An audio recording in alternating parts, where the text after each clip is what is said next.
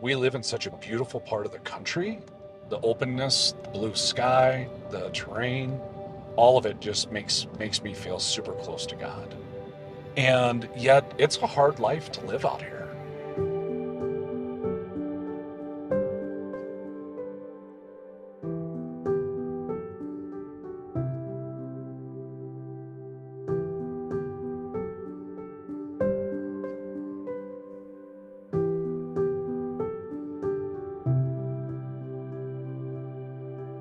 I didn't realize the amount of trauma and grief that has gone through this community. I knew that Cabela's had been acquired by Bass Pro Shop.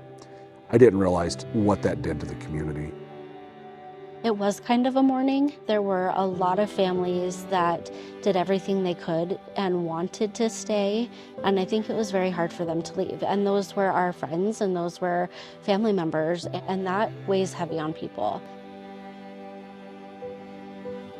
I'm a welder by trade. I spent, it was a little over 20 years in the welding industry. You know, it was dirty, hot work. Church is very much the same. Standing next to the heat when things are not going well, or when we're in a season of discontent or anger, or the community is still grieving deeply from a loss of a large employer. They look for a leader to gently walk alongside of them and can stand the heat of the change. One of the challenges as a pastor in a small community is you're never not the pastor. For many of us in rural congregations, it gets pretty lonely. I had no idea the Moses Project existed a year ago.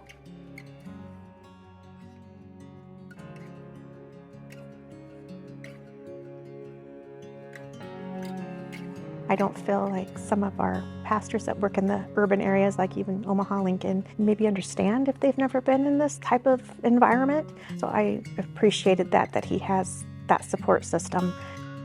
I would say the Moses Project helped to affirm my identity as a pastor.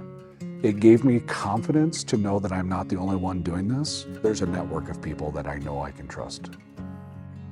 We're not an urban community where we can get all of the assistance that we need. Knowing where the resources are can be a challenge. Chad had come to me with this idea about, how he could help and if he could kind of adopt our school as a trial. And he worked his butt off with his team and got a grant for $10,000 to help with food and clothing and needs like that for students at our school specifically. It's exciting and it's contagious because other churches are asking us, how could they model what we're doing? They want to adopt a school. How can they be a part of that? We are also opening up our doors for food assistance. A little over a year ago, we opened up our sanctuary in our church building for a group of students that are a part of the GSA, which is the Gay Straight Alliance. And they know that this is an ongoing safe space for them to come. We've had families join the church because they know it's a safe place. And we're still dreaming and scheming of just what other ways can we get involved? What else are we not doing?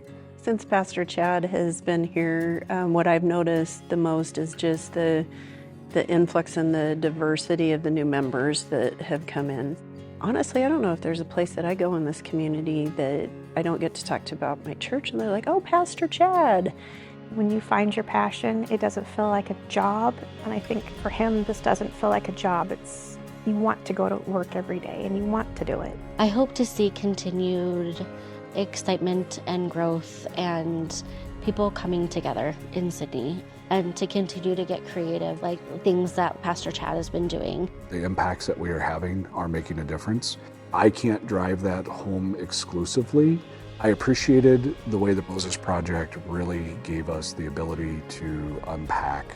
And what I'm going to need to continue to thrive in this is going to be conversation partners for the ongoing work that we're going to be called to do.